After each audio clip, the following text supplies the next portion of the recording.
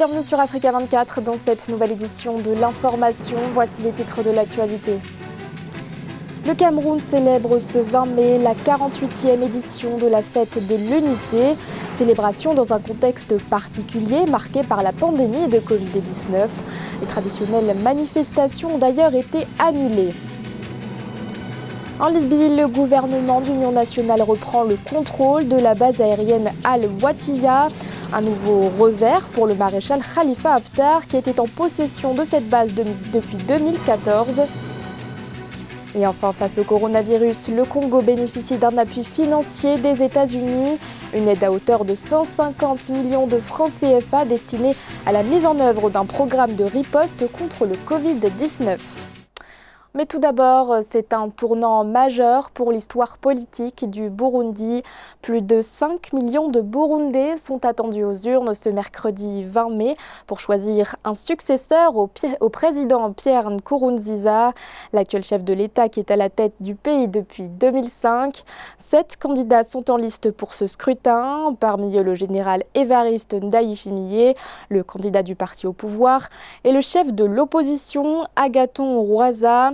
Une élection présidentielle organisée au terme d'une campagne électorale marquée par des violences et des arrestations arbitraires.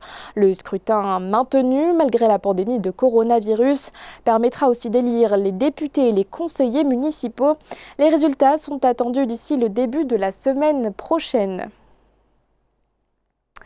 20 mai 1972, 20 mai 2020, le Cameroun célèbre ce mercredi la 48e édition de la fête de l'unité.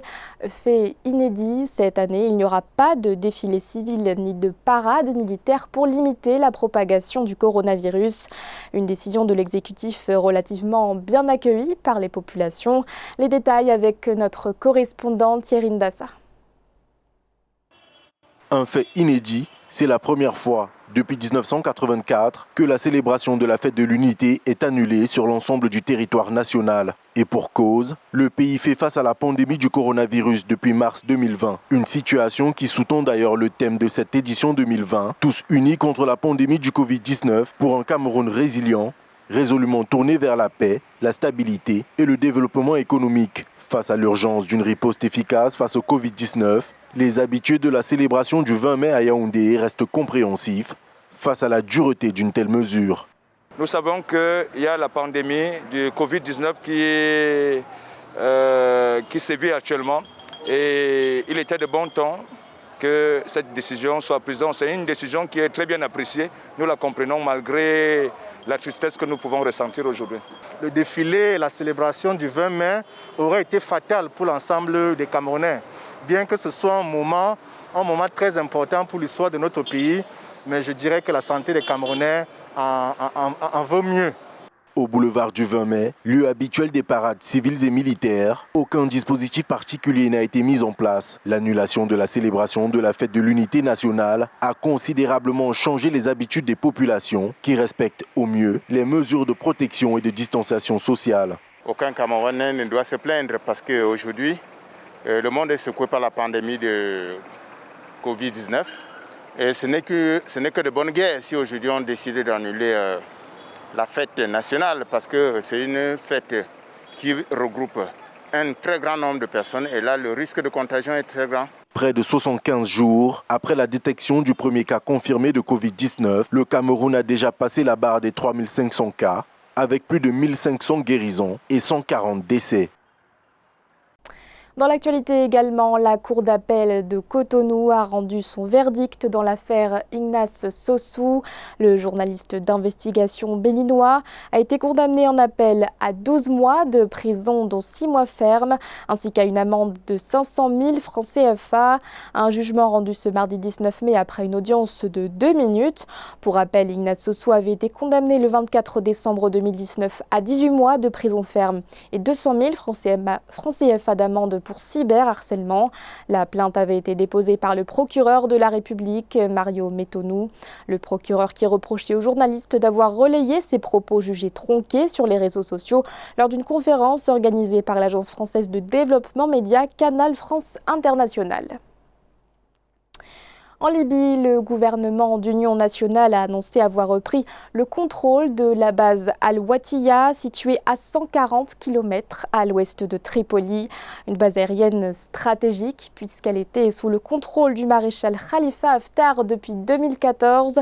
Une victoire qui s'inscrit dans l'opération Tempête de la paix lancée par le GNA depuis le mois de mars. L'analyse de Aïssatou Bari.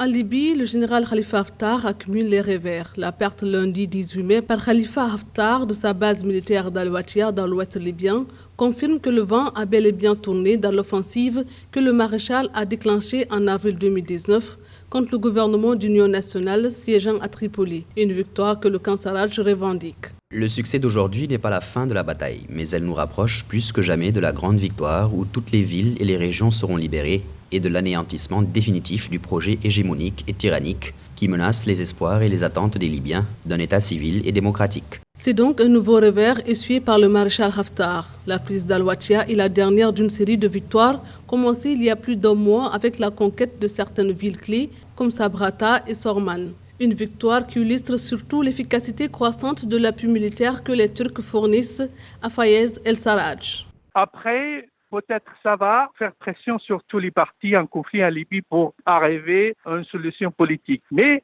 je pense que c'est tout à fait errant, une stratégie très très dangereuse. Et je pense que cet équilibre militaire qu'ils cherchent l'Occidentaux pour imposer à tous les Libyens va être un échec total, voire amener des dangers véritables aux pays voisins comme la Tunisie, l'Algérie. Dans la capitale, les habitants redoutaient lundi une pluie de roquettes dans les quartiers situés près de la ligne de front tirée par l'armée nationale libyenne d'Haftar en réaction à la perte d'Al-Watiya. Depuis début mai, au moins 17 civils ont perdu la vie et plus de 66 blessés dans des bombardements aveugles.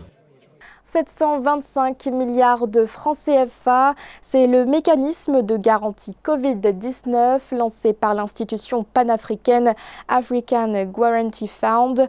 Objectif, renforcer l'accès au crédit des petites, moyennes et micro-entreprises affectées par la pandémie de coronavirus. Un mécanisme qui sera disponible pour les banques sur une période de 2 ans. Les précisions d'Amenedji. Pour faire face aux incertitudes auxquelles la pandémie du coronavirus confronte les institutions financières africaines, l'African Guarantee Fund a annoncé le lancement d'un mécanisme de riposte face au Covid-19. S'élevant à 1,2 milliard de dollars, soit 725 milliards de francs CFA, il est fondé sur l'élaboration de solutions commerciales pour accompagner les mesures mises en œuvre par les différentes banques centrales du continent. Les entreprises qui vont bénéficier du mécanisme Covid-19 sont des entreprises uniquement du secteur privé. EGF accorde ses garanties partielles aux banques et ce sont les banques qui financent le secteur privé, ces PME et PMI dont on parle. Et la garantie étant une couverture partielle à hauteur de 50%, ceci permet aux banques de mobiliser 2,4 milliards de dollars pour les PME. Les fonds devraient permettre aux banques de financer les petites et moyennes entreprises jusqu'à 2,4 milliards de dollars au moins, soit 1 449 milliards de francs CFA pour favoriser la relance économique. Le mécanisme anti-Covid de l'African Guarantee Fund est également un moyen de restructuration des crédits et d'atténuation de la détérioration du risque perçu par rapport aux PME. Grâce à la garantie que nous accordons aux banques, les banques peuvent restructurer aisément les encours des PME d'une part et d'autre part leur injecter de la liquidité en cas de besoin. Il s'agit pour nous tout simplement de contribuer à la sécurité alimentaire des ménages en Afrique car derrière chaque emploi se trouvent au moins 3 personnes à nourrir. L'African Guarantee Fund est une institution financière non bancaire qui a pour objectif de promouvoir le développement économique, d'accroître la création d'emplois et de réduire la pauvreté en fournissant aux institutions financières des solutions de garantie et un appui au renforcement des capacités pour soutenir les PME africaines. Le Congo bénéficie d'un appui de 150 millions de francs CFA des États-Unis, une aide financière qui permettra au pays de développer un programme d'activité, de préparation et d'intervention pour lutter contre la propagation du coronavirus. Un plan qui sera notamment mis en place à Brazzaville et à Pointe-Noire, considérés comme les épicentres de la pandémie. Les précisions de Nelly Claude Bessa. 150 millions de francs CFA, c'est l'enveloppe allouée au Congo pour développer son plan de riposte contre le nouveau coronavirus. Les fonds issus du gouvernement américain permettront au Congo de développer son programme d'activité de préparation et d'intervention à Brazzaville et Pointe-Noire, épicentre de la pandémie. Ce programme contribuera à améliorer la capacité des tests de diagnostic, à rendre disponibles les équipements de protection individuelle, médicaux, de laboratoire, ainsi que l'équipement d'hygiène essentiel. Il faut d'abord noter que sur l'ensemble des pays de la sous-région, le Congo est quasiment le seul pays qui n'a pas reçu une aide d'urgence pour lutter contre la propagation du coronavirus. En ce qui concerne l'aide américaine, elle est la bienvenue dans un contexte d'assèchement financier, mais seulement cette aide reste bien insuffisante pour pouvoir amortir beaucoup de chocs et faire face à certaines urgences en matière de logistique pour la lutte contre le coronavirus. De plus, le financement permettra de renforcer les capacités techniques des agents de santé et de soins communautaires, d'améliorer la supervision, la communication et la mobilisation communautaire. À travers ce programme, les autorités envisagent couvrir la prévention et le contrôle des infections, la collecte et l'analyse des données pour aider à renforcer la réponse du gouvernement à la pandémie. On sait déjà que Pointe-Noire et Brazzaville, qui sont les deux principales villes où se développe le coronavirus, sont en proie à des difficultés. Il faut des masques, il faut mobiliser beaucoup de moyens financiers et ce n'est pas évident qu'une aide de 150 millions de francs CFA soit franchement à la mesure en termes de logistique et tout ce qui va avec. La situation épidémiologique dans ce pays d'Afrique centrale, très riche en ressources naturelles, fait état de 412 cas, dont 110 guérisons et 15 décès. Avant le confinement et d'autres mesures relatives à l'état d'urgence décrété, le 28 mars dernier, le Congo comptait près de 19 cas de Covid-19 et 0 décès. Le Kenya impose désormais un dépistage systématique des transporteurs routiers qui acheminent le fret du port de Mombasa vers les marchés. Une mesure qui peine cependant à être mise en œuvre, faute de kits de test disponibles.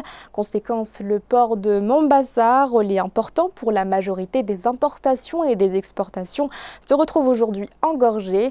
Nathalie Mo.